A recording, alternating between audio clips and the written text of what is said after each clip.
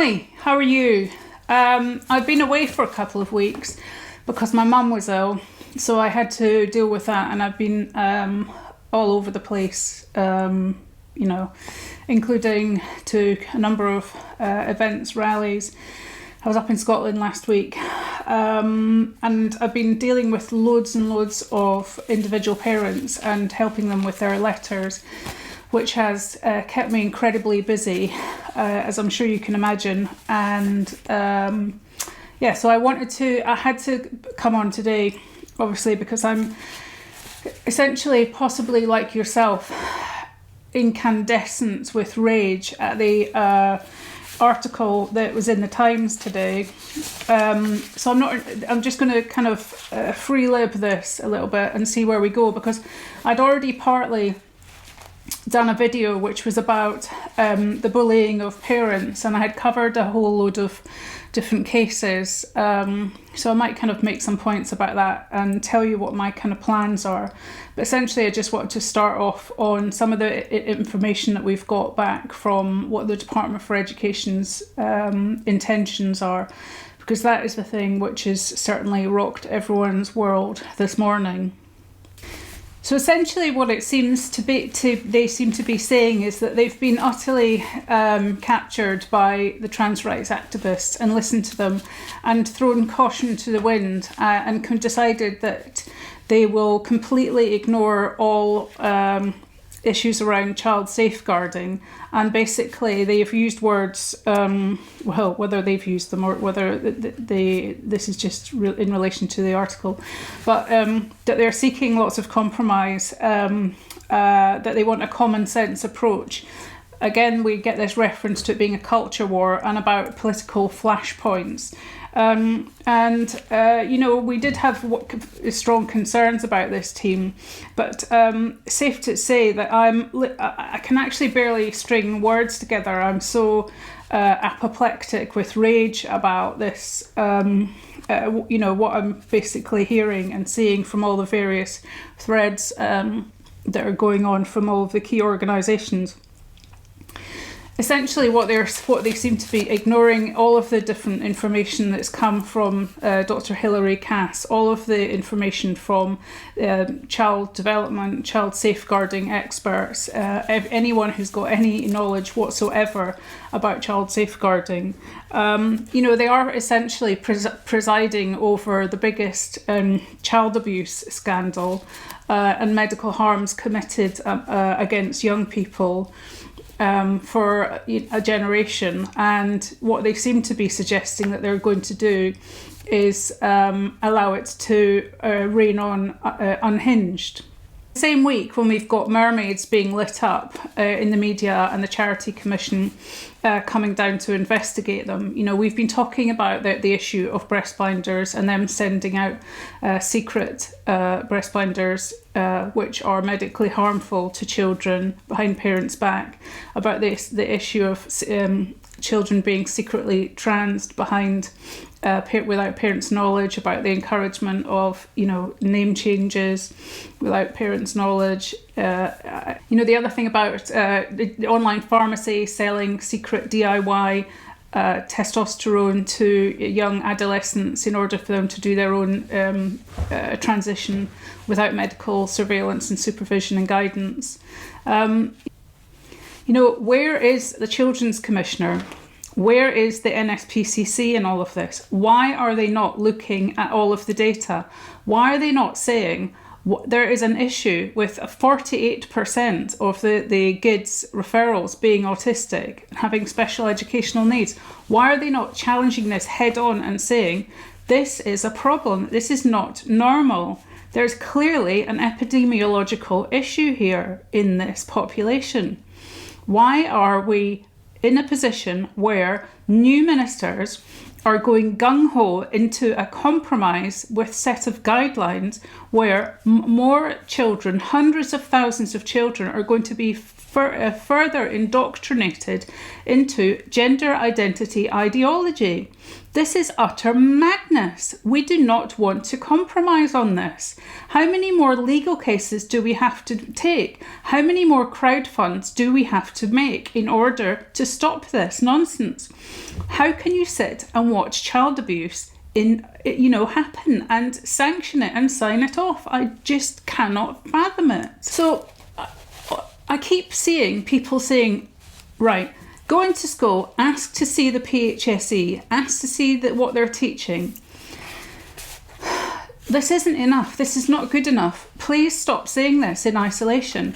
It is not enough to argue for parents to be able to see the materials, okay? Because what I'm getting back is that even when parents get to see the materials and then they object, the schools then say, so what? You object. Big wow. We don't care. We're still teaching it. This is what the Department for Education want us to do, right? So it's not enough. It's not enough to say just go into school and get to see what they're teaching, okay? So you can argue all you want about the materials. It doesn't matter. What I'm finding, right, is the head teachers in schools, in church schools, in multi-academy trusts, in private schools, in state schools, all the way across, are so emboldened with the position because of the inaction of the Department for Education that they literally jettison parents out of their own complaints process in many cases. They say, we're no longer going to talk to you about this. We're treating you as a hostile, effectively. Parents are absolutely beside themselves and getting absolutely nowhere. So even if we can get them to go in and be brave enough to declare themselves to be questioning of these issues, the schools are still, they're not flipping over and saying, okay, well, you're unhappy, well, we'll change everything. And that's not happening. So we've got parents being bullied, right? We've got teachers being sacked. Look at Kevin Lister, the maths teacher, being sacked from his job for saying, I'm putting safeguarding of kids first. I'm not going to go down that road. Sack him off. You had Murray up in Scotland, a kid who stood up to the teacher and said, I don't agree with what you're saying. And the teacher says to him, okay, well, if you have those thoughts that are critical of gender, keep them in your head. Don't speak them. And interestingly, that's exactly what happened at the Brighton rally. The trans rights activists actually were of the belief that you could hold gender critical views, but you mustn't speak them, and that was actually illegal. And I think that's a position that a lot of people seem to hold because they spend too much time on Twitter and they actually think that this is the law. We need this to be cleared up so that they actually do realise that Twitter isn't the real world. Another case, there was a parent who was reported to Prevent by one of the governors for transphobic views, and that parent was landed with a non-crime hate incident for having her, saying that she didn't believe in gender ideology. I've got letters from people. My daughter is having recurrent urinary tract infections. She absolutely refuses to use gender-neutral toilets.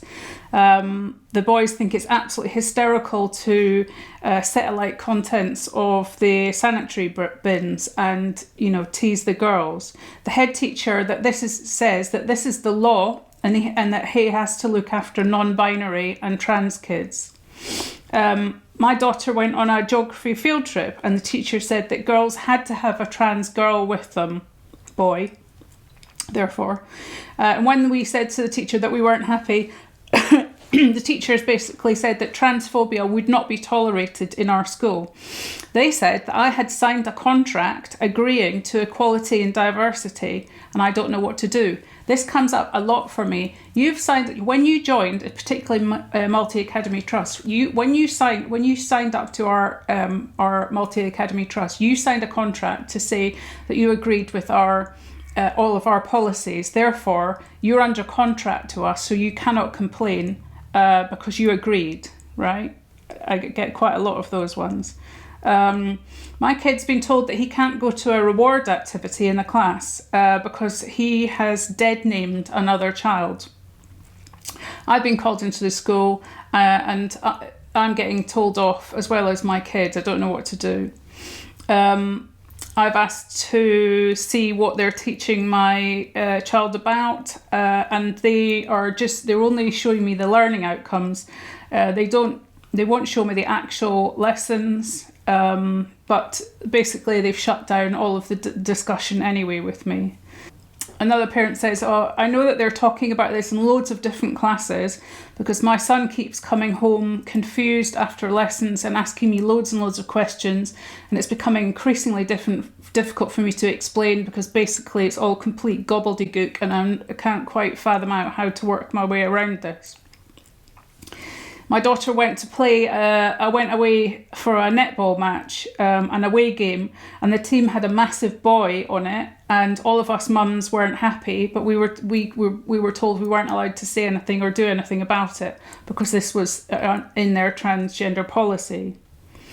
My child was transitioned by the school and we had no idea. I get a lot of this. You will be absolutely,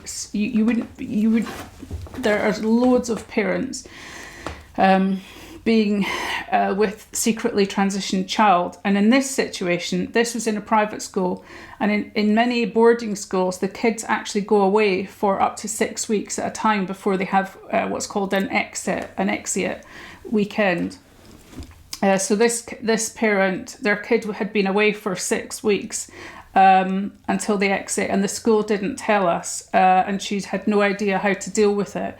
And of course, they've with these very long, prolonged periods of time away from home, they're absolutely, the kids are basically in their dorms, on phones, etc., and you've got no control or insight into what they're up to.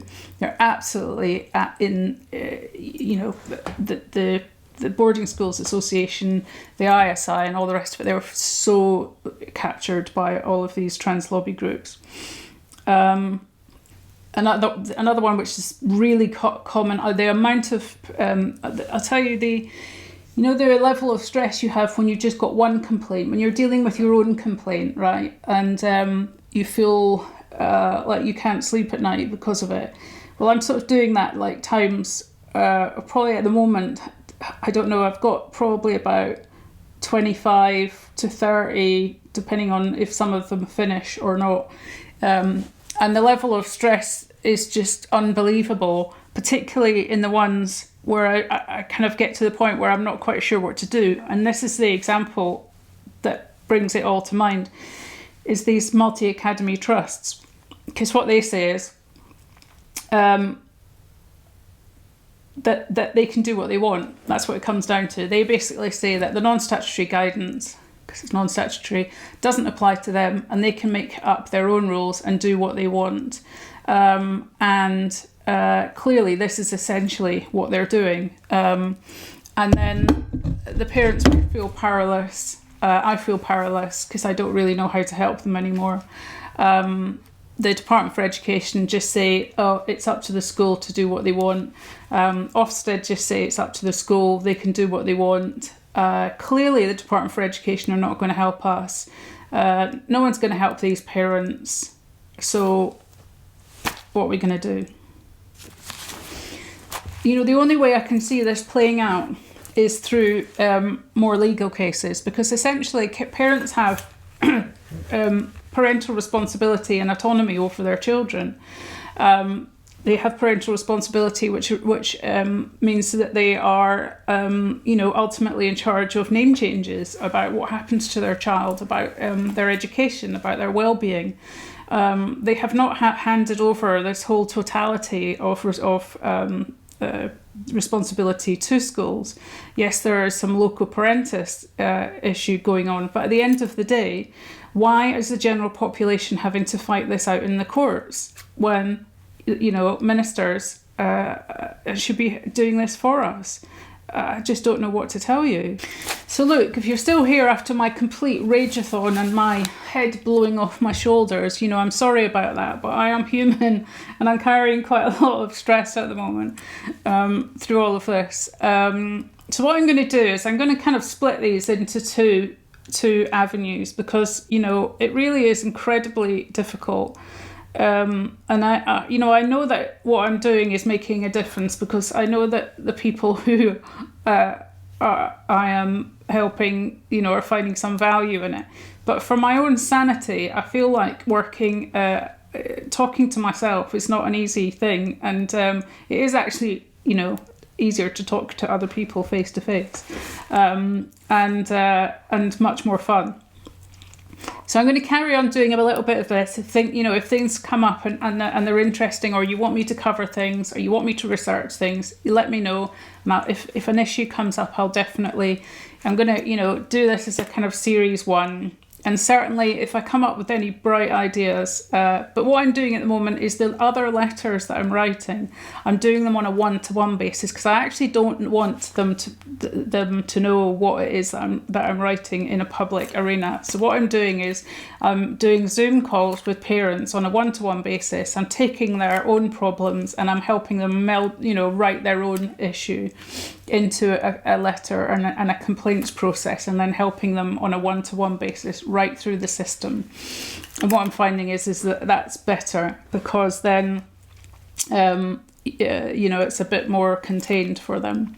So the other thing I'm going to do is I'm going to start doing another thing to kind of run alongside of this, which is going to be a series of chats, some interviews with people who I think are interesting and that you might like to hear from, about what their thoughts are on not just about young people, kids and schools, but also about leaving a legacy, laying down some tracks, if you like, for people. Because when I look on the internet at what young people might find if they were looking up issues around gender, sexuality, autism and gender, the only things that are available really are entirely captured. So I think it would be nice, I believe in this sort of message in a bottle type form of social media. So yeah, let's all start leaving some more things that are a bit more critical for them to find, so that they can see another side of the story.